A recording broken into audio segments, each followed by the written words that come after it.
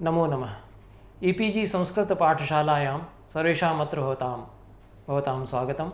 अहमस्मि राधावल्लभः त्रिपाठी, सागरस्थे विश्वविद्यालये प्राक्तनः संस्कृताचार्यः, राष्ट्रीयसंस्कृतसंस्थानस्य च प्राक्तनः कुलपतिः।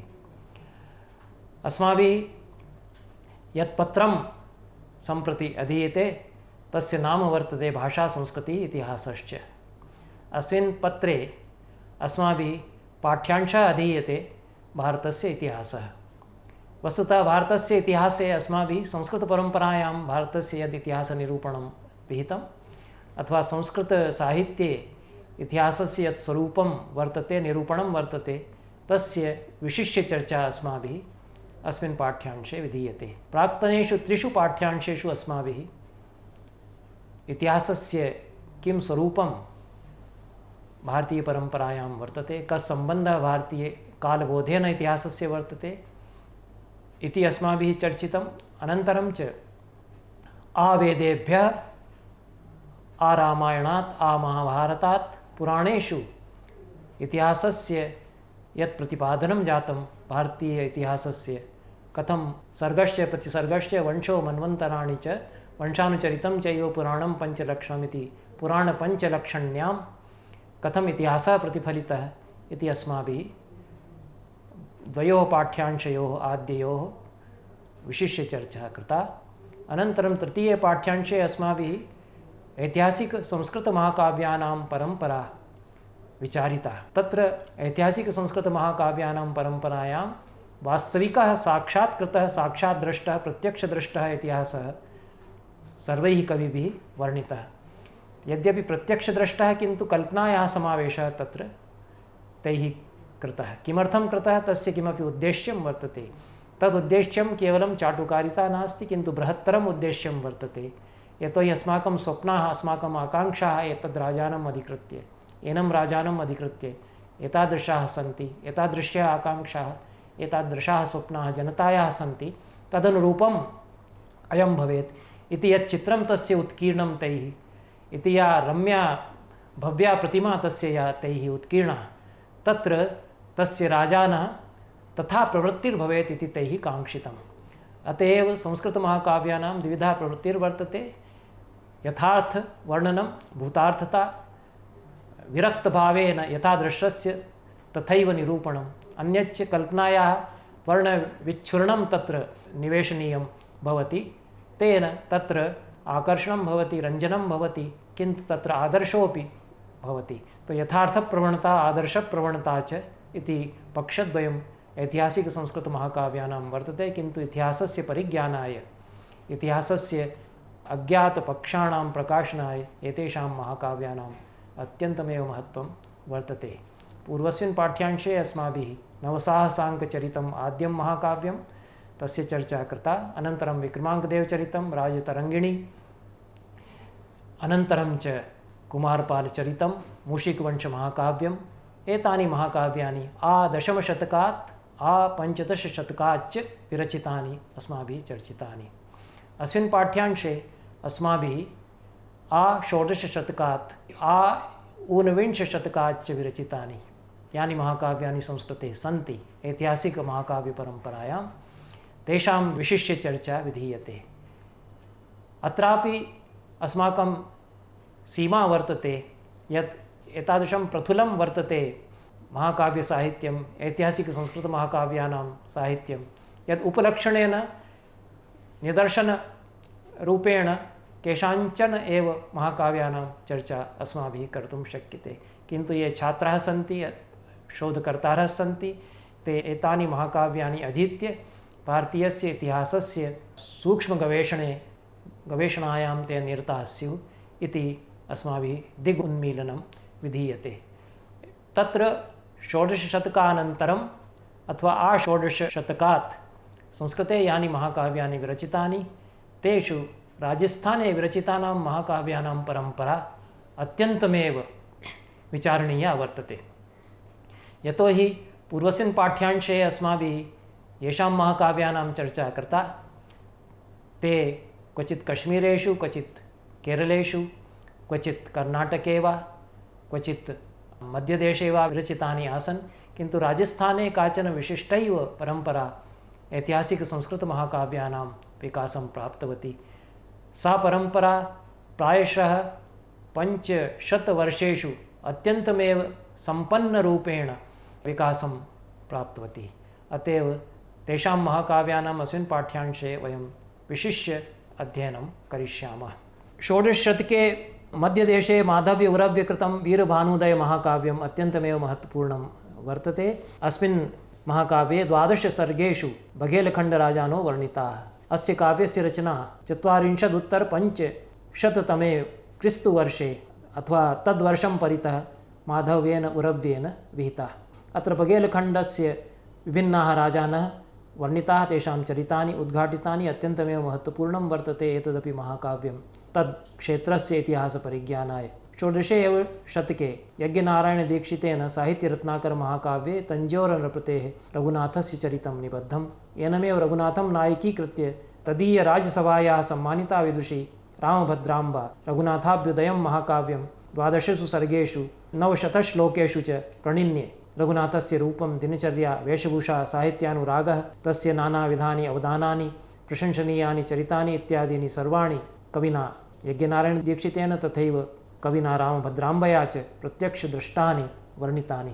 अनन्तरं यथा मया कथितं यद् राजस्थानीयानि ऐतिहासिकमहाकाव्यानि अत्यन्तमेव महत्त्वपूर्णानि सन्ति, तेषां परम्परा अपि तथैव सम्पन्ना वर्तते। तत्र अजितोदय, ईश्वरविलास, सुरजनचरित, कच्छवंशादि महाकाव्यानि बहूनि सन्ति। येषां राज्ञां शासनकालः, जीवनचरितं च विशदम् उन्मीलति एतेषु महाकाव्येषु ते राजानः सन्ति। एतेषां नामानि भवद्भिः स्मरणीयानि। पृथ्वीराजः, यः षोडशशतकस्य पूर्वार्धे राज्यं चकार। मानसिंहः प्रथमः प्रसिद्धः राजा वर्तते, अक्बरस्य समकालिकः। तस्य शासनकालं वर्तते 1579 इति वर्षादारभ्य 1614 ईस्वीवर्षं यावत्। एवमेव जयसिंहः प्रथमः, रामसिंहः प्रथमः, विष्णुसिंहः, सवाई जयसिंहः द्वितीयः अत्यन्तमेव प्रसिद्धः सम्राट् वर्तते 17 शतकस्य, औरङ्गजेबस्य समकालिकः। एवं सवाई जयसिंहस्तृतीयः, यः प्रायशः ऊनविंश शतकस्य पूर्वार्धे शासनं चकार। एवं ऊनविंश शतकं यावत् एतेषां महाकाव्यानां यत् इतिहासवर्णनं वर्तते तद् विस्तृतं वर्तते। अत एव प्रायशः 500 वर्षाणां यः इतिहासः वर्तते, भारतीय इतिहासः, तस्य नानापक्षाः, दुर्लभाः प्रसङ्गाः एतैः महाकाव्यैः उन्मील्यन्ते। अजितोदय नाम्ना 2 महाकाव्ये उपलभ्यते। प्रथमं जगज्जीवनभट्टकृतं 23 सर्गात्मकम्, अपरं च बालकृष्णभट्टकृतं 10 सर्गात्मकम्। एकमेव नायकम् अधिकृत्य तेनैव नाम्ना महाकाव्यद्वयम्, उभयमपि महत्त्वपूर्णं वर्तते। ये राजानः एतेषु महाकाव्येषु राजस्थानीयमहाकाव्येषु वर्णिताः, तेषु जयसिंहः यथा मया कथितम् औरङ्गजेबस्य समकालिकः वर्तते। पण्डितराजः जगन्नाथः एतस्मिन्नेव जयसिंहे शासति जयपुरम् आगतः। हिन्दीभाषायाः प्रख्यातः कविः कुलपतिमिश्रः एतस्य आश्रये वसतिं चकार। अस्य प्रशस्तौ गोपालभट्टेन जयचम्पूः विरचिता। जयपुरनरेशो रामसिंहोऽपि स्वयमेव पण्डितः, साहित्यकला संस्कृतिसमुन्नयने सविशेषं दत्तचित्तो विहितादरश्च आसीत्। तेन जयपुरे पण्डितसभा स्थापिता। तस्यैव आश्रितः आसीत् संस्कृतस्य अनन्यसाधारणो नाट्यकारो हरिजीवनमिश्रः। राजरीतिनिरूपणमिति विलक्षणस्य शास्त्रग्रन्थस्य रचयिता, शम्भुविलास रामविलासयोः काव्ययोः कर्ता, शृङ्गारवापिका नाटिकायाः प्रणेता, विश्वमहादेवरानाडे इत्याख्यः सुकविर्महाराष्ट्रेभ्यः आगतः।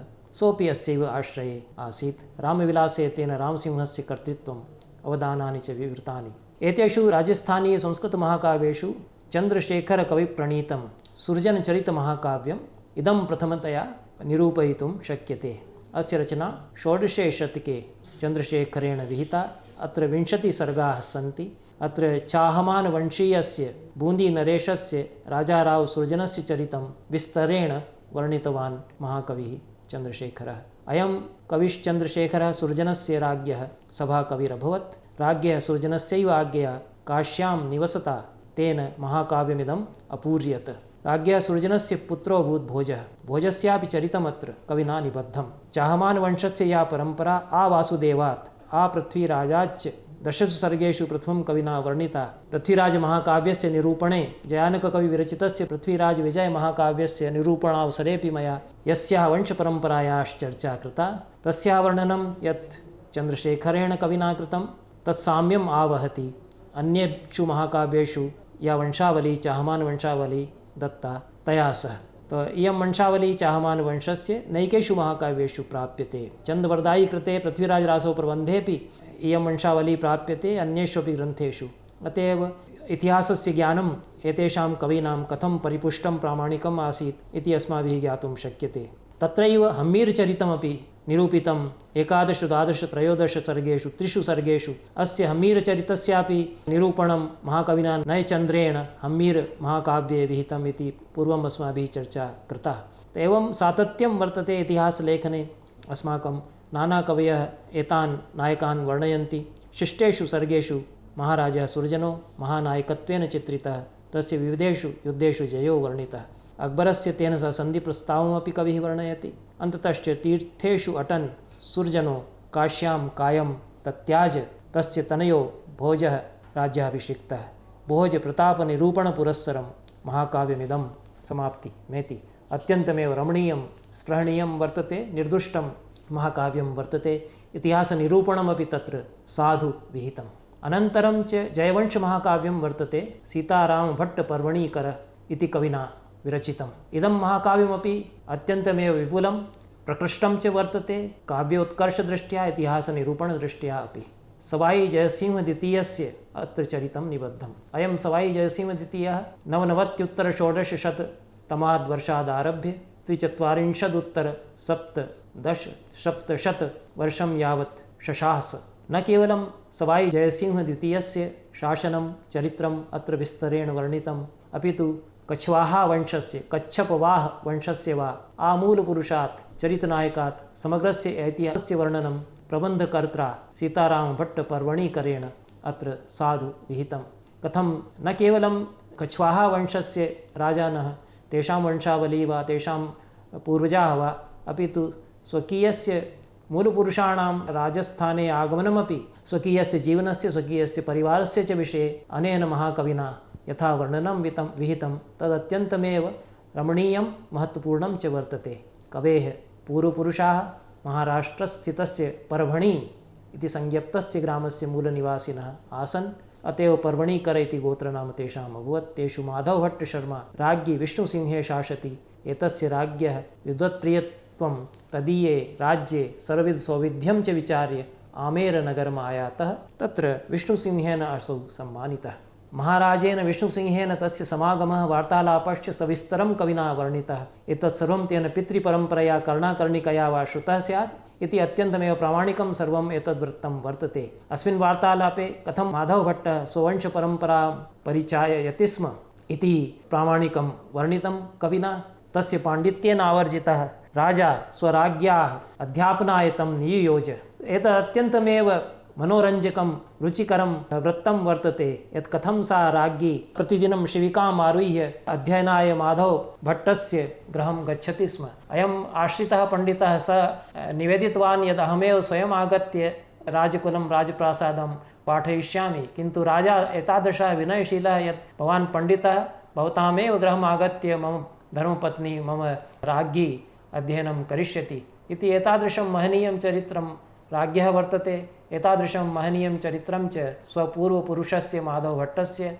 सीतारामभट्टपर्वणीकरेण अत्र वर्णितं। तत्रापि अत्यन्तमेव मनोरञ्जकम् एतत् वृत्तं वर्तते यद् राजा जिज्ञासते स्म यत् कीदृशी प्रगतिः मम पत्न्याः वर्तते विद्यार्जने विद्यानुशीलने वा। तेन क्वचित् प्रश्नाः कृताः। यावत् राजा जानाति स्म ततोपि अधिकतरं सा राज्ञी समाधानम् अकरोत् इति चमत्कृतोऽभूत् राजा इति। एतत् सर्वम् अत्यन्तमेव रमणीयतया प्रामाणिकतया च तथ्यात्मकं वर्णनं कृतवान् अयं महाकविः भट्टपर्वणीकरः अस्मिन् महाकाव्ये। अत्र अति रमणीयाः श्लोकाः सन्ति, कानिचित् उदाहर्तुं शक्यन्ते। नरेन्द्रनैतद्घटते कदापि सा मामके सद्मनि जर्जरेतु कथं प्रयास्यत्यहमल्पकार्यमकार्यमाधातुमिहोपयायाम् इति माधवभट्टः कथयति स्वकीयं सङ्कोचं प्रकटयन्। कथं च राजा कौतुककीलितः राज्ञीं किं किम् अधीतमिति पृच्छति, कथं च सा स्वकीयं ज्ञानं तत्र आविष्करोति इति सर्वं एतादृशः सांस्कृतिकः इतिहासः अस्माकं विद्याध्ययनस्य इतिहासोऽपि अत्र कविना स्फोरितः। अनन्तरं च कथं राजानुरोधान् माधवशर्मणा तस्य द्वौ तनयौ जयसिंह विजयसिंहौ अपि अध्यापितौ इति अत्र विस्तरेण वर्णितं। कीदृशाः सम्बन्धाः गुरुशिष्ययोः तत्र आसन् इत्यपि कविना अत्र वर्णितम्। एकः राजकुमारः तथा श्रद्धालुर्नास्ति, अपरः राजकुमारः अत्यन्तमेव श्रद्धालुः। कथं च तेषु तत्र क्वचित् मनोमालिन्यमपि भवति, क्वचित् श्रद्धातिरेकः भवति इति सम्बन्धानां तत्र तानं च वानं च कविना गुम्फितम्। एवं स्वकीयं तु परिचयम् अत्यन्तमेव शालीनतया असौ महाकविः ददाति। एतद् अत्यन्तमेव स्पृहणीयं वैशिष्ट्यम् अस्य महाकाव्यस्य वर्तते यत् स्वकीया वंशपरम्परा अन्तरङ्गज्ञानपुरस्सरं तेन अत्र विस्तरेण वर्णिता। स्वकीयाः ये पितृव्यः आसन् तेषाम् उपलब्धयः विस्तरेण वर्णिताः। तेन ये महनीयाः विद्वांसः तस्मिन् काले अभवन् तेषां परिचयः अस्माभिः प्राप्तुं शक्यते। जयवंशमहाकाव्ये अस्मिन् ऊनविंशतिः सर्गेषु कच्छवाह वंशस्य आदिपुरुषः सोढदेवः प्रथमं वर्णितः। रघुवंशस्य प्रभावः अत्र अतिमहान् वर्तते। अयं षोडदेवः निषदेषु बरेलीनगरे वा निवसति स्म। 1310 विक्रमाब्दे राज्याभिषिक्तः। अस्य पिता आसीत् ईशसिंहः। षोडदेवस्य पुत्रः दुर्लभरायः। सः महाप्रतापशीलः आसीत्। तेन नैकानि पुराणानि जितानि। एतत् सर्वं द्वितीये सर्गे कविना वर्णितं। तृतीये सर्गे दुर्लभरायस्य दाक्षिणात्ययुद्धानि, चतुर्थे अस्य वंशावली निरूपिता। तो इयं वंशावली अपि वस्तुतः अध्येतव्या वर्तते इतिहासस्य परिज्ञानाय। काकिल, ज्ञानदेव, प्रजोन, मलेशिजी, विजय, राजलदेव, कीलन, कुलिचक, योनसी इत्यादयः राजानः तत्र वर्तन्ते। अनन्तरं च योनसीजी इत्यस्य पुत्रः आसीत् उदयकर्णः। अनन्तरं च इयं वंशावली वर्तते। उदयकर्णः, वनवीरः, उद्धरणः, चन्द्रसेनः, पृथ्वीराजः, भारमलः, भगवन्तदासः, मानसिंहः एते राजानः अम्बावतीम् आमेरनगरीं वा शासुः। अत्र पृथ्वीराजविषये किञ्चित् इतिहासकारेषु विवादः वर्तते। इतिहासे भारमलस्य पिता आसकर्णो वर्णितः, अन्यत्र क्वचित् तत्र अन्यथा वर्णनं वर्तते। षष्ठ सप्तम सर्गयोः मानसिंहस्य पराक्रमाणां शौर्यगाथानां च विशदं वर्णनं नैकाश्च घटनाः भट्टपर्वणीकरेण वर्णिताः।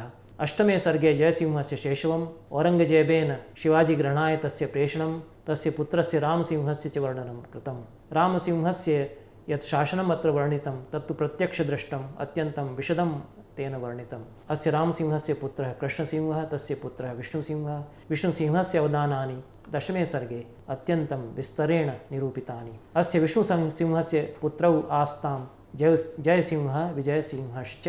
इत्थं च 15 सर्गं यावत् सवाई जयसिंहस्य शासनं, तस्य विविधानि कर्माणि कविना निरूपितानि।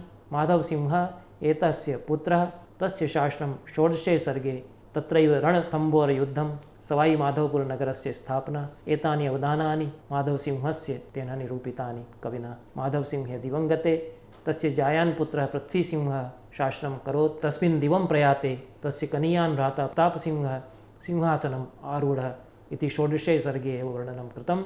17 सर्गे प्रतापसिंहस्य प्रतापशालिनः राज्ञः शासनं, तस्य अमात्याश्च वर्णिताः। तस्यैव पुत्रः आसीत् जगत्सिंहः। स 18 सर्गे कविना वर्णितः।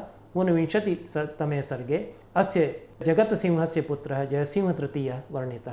इत्थम् अत्यन्तमेव बृहत् इतिहासः अत्र महाकविना स्फोरितः।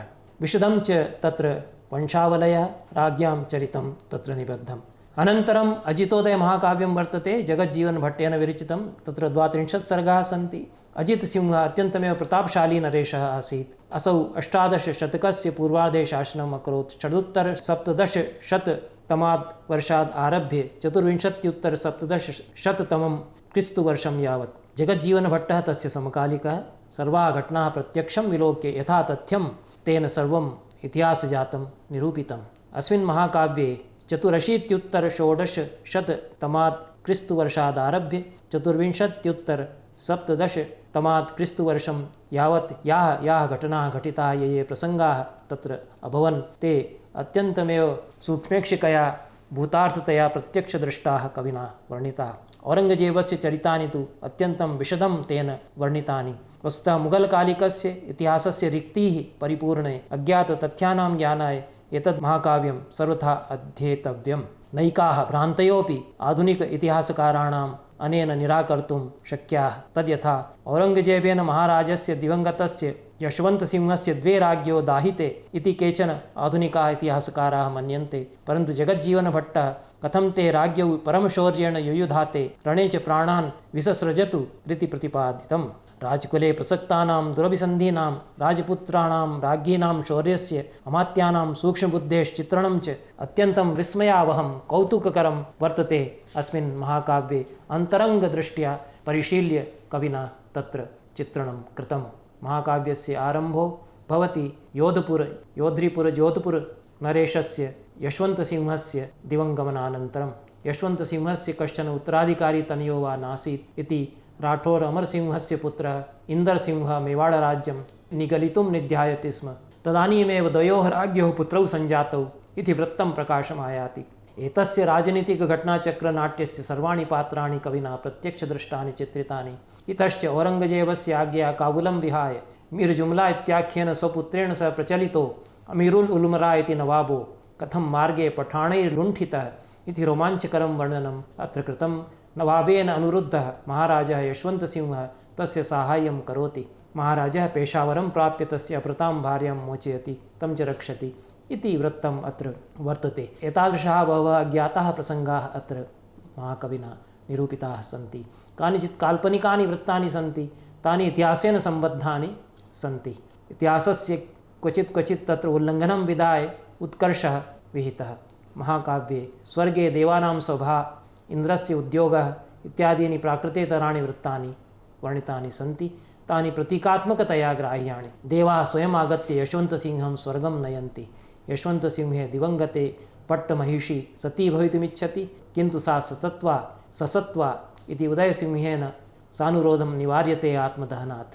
अन्यान्यपि एवं विधानि बहूनि वृत्तानि सन्ति।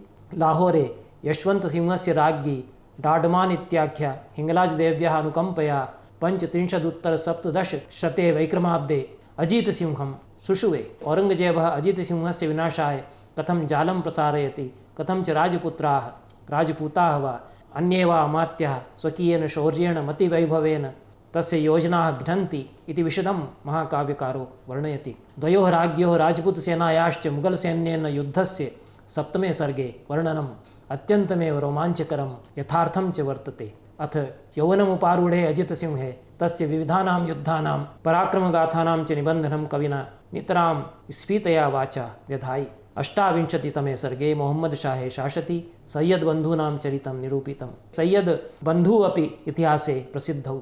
एवं अन्येषु इतिहासग्रन्थेषु यत् तथ्यं निरूपितं तस्य साम्यम् अस्माभिः अत्र अवलोक्यते। 31तमे सर्गे महाराजस्य अजितसिंहस्य दिवङ्गमनं, नागादरी नद्यास्तटे तस्य अन्तिमसंस्कारः, महाराजेन सह 6 राज्ञः, 20 रक्षिताः, 4 दासाः, 12 गायन्यः, 2 पासवानौ, 5 नर्तक्यः कथम् आत्मानं दाहयामासु इति तत्र वर्णितं। दिल्लीनरेशश्च अभयसिंहं सम्मान्य राजसिंहासने उपावेशयत् इति वर्णनेन महाकाव्यं समाप्तिमेति। अजितसिंहस्य दिवङ्गमनप्रसङ्गे करुणायाः परिपूरः अजितसिंहतनयस्य महाराजस्य अभयसिंहस्य जयपुरनरेश जयसिंहस्य राजपुत्र्याः सह विवाहः सम्पद्यते। तस्य वर्णनेन काव्यं पूर्तिं याति। अन्यत् महत्वपूर्णं महाकाव्यं वर्तते भीमप्रबन्धमहाकाव्यम्। अस्य कर्ता वर्तते भट्टहरिवंशः। भट्टहरिवंशः स्ववंशविवरणमपि प्रददाति अस्मिन् महाकाव्ये। तदनुसारेण श्रीमालिवंशे अयं महाकविः जनिमलभत। भट्टशिवः अस्य पितामहः, लालभट्टश्चास्य पिता। स्वपूर्वजानपि असौ परिचाययति। जयसिंह प्रथमे शासति, तदन्तर्वर्ती राठौडवंशीयः पृथ्वीराजभारमलोतः शासकः आसीत्। हरिवंशभट्टस्य कश्चन पूर्वपुरुषः गौतमः अस्य पृथ्वीराजभारमलोतस्य शुल्काध्यक्षत्वेन सेवाम् अकरोत्। अस्य च गौतमस्य 2 पुत्रौ अभूतां, गोवर्धनदासो गोविन्दराजश्च। अनयोः गोविन्ददासः स्वजनकस्य आश्रयदातुरेव सेवायाम् अतिष्ठत्। गोवर्धनदासस्य तनयः परशुरामः नवाब शेख मोहम्मद गाजी इत्यस्य सेवायां तत्र नियुक्तः। गौतमस्य प्रपौत्रः आसीत् शिवभट्टः। अयमेव भीमप्रबन्धमहाकाव्यकर्तुः पितामहः।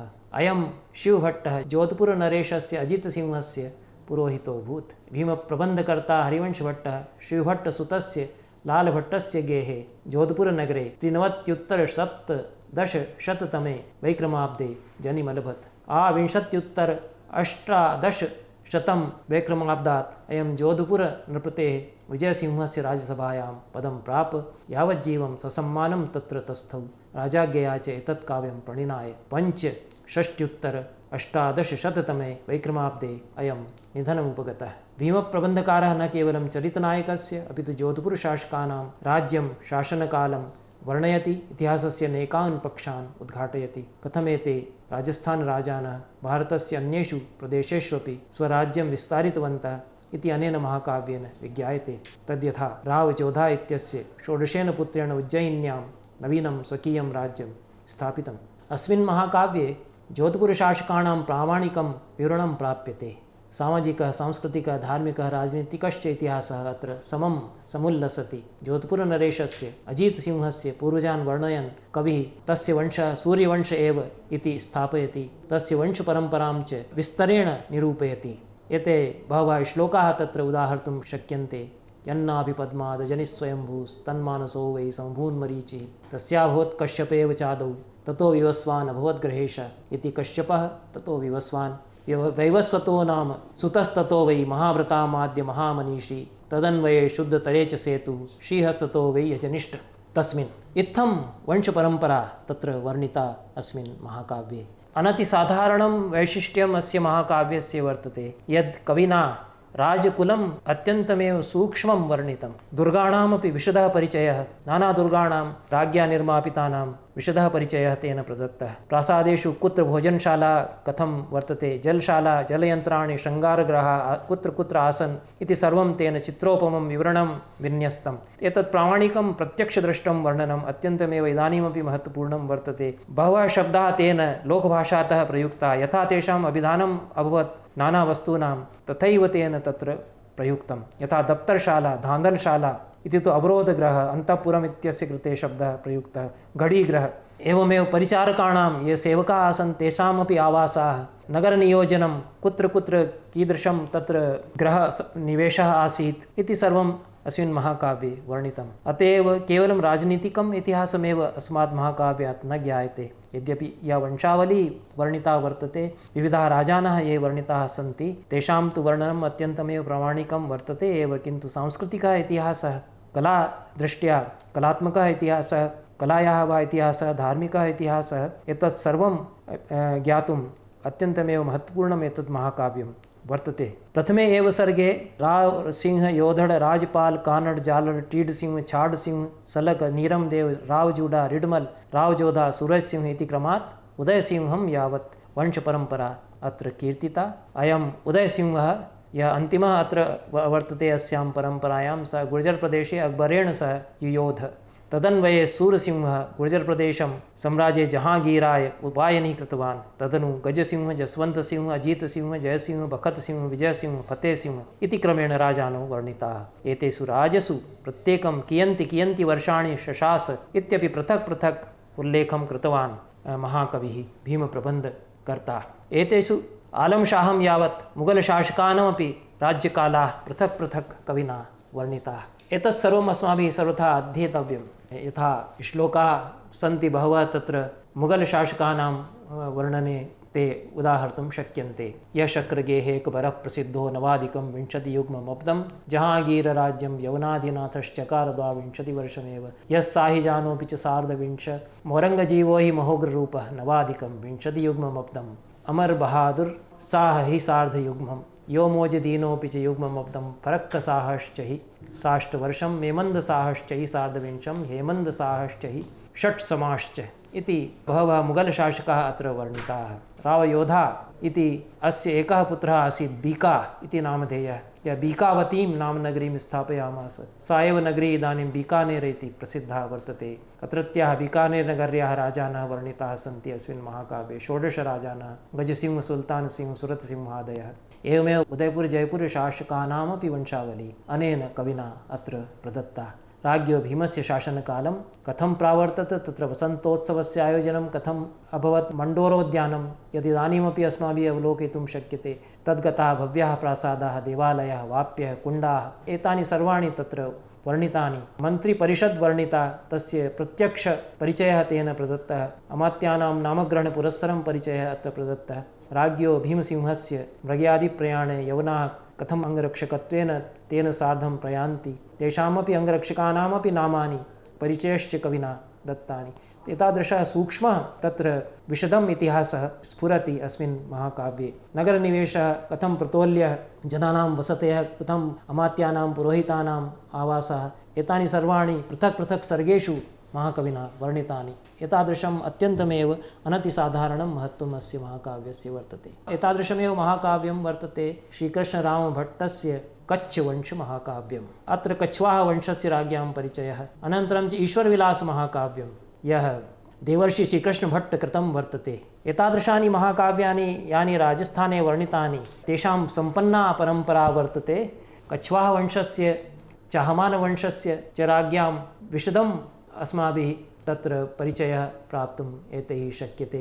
विशिष्य च आधुनिकैरपि इतिहासकारैः यानि यानि तथ्यानि नैव ज्ञातानि तानि एतेभ्यः महाकाव्येभ्यः उन्मीलन्ति। यथा अस्मिन्नेव ईश्वरविलासमहाकाव्ये अष्टमे सर्गे मानसिंहस्य राज्याभिषेकवर्णनं, तस्य पुत्राणां च विशदं परिचयः। एवमेव मानसिंहराणाप्रतापयोः पारस्परिकः कलहः स तु अत्यन्तमेव विशदम् अत्र निरूपितः।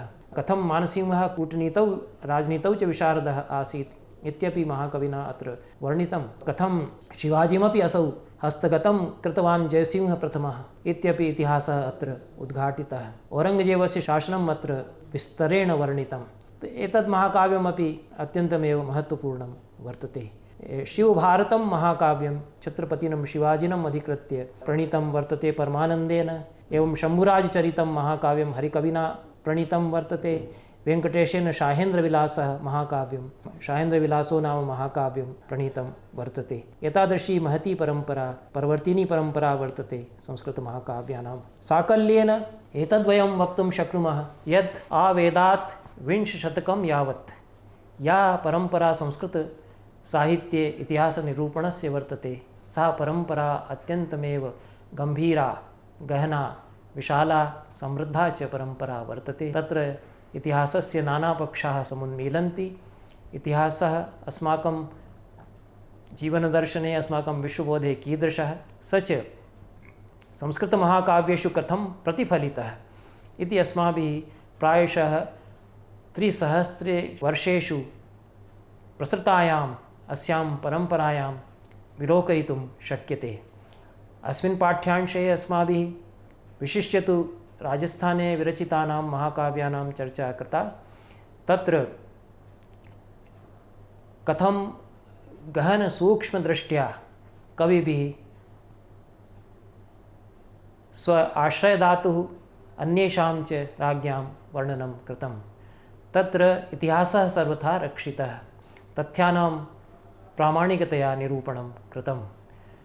विस्तृतः तत्र चित्रपटः प्रसारितः वर्तते। अत्यन्तमेव विशालः कलेवरः एतेषां महाकाव्यानाम् इतिहासनिरूपणदृष्ट्या वर्तते।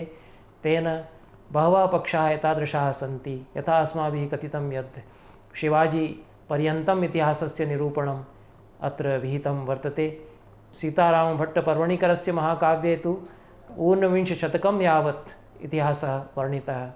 सः इतिहासः प्रायशः इदानीमपि न तथा सूक्ष्मेक्षितया अधीतचरः वर्तते। चाहमानवंशोद्भवानां राज्ञां निरूपणं स्यात्। अत्यन्तमेव विशदं विस्तृतं दीर्घं च निरूपणं राजस्थानस्य महाकाव्येषु वर्तते। इयं च महाकाव्यपरम्परा औरङ्गजेबस्य शासनमपि प्रस्तौति, शिवाजी शासनमपि तथैव प्रस्तौति।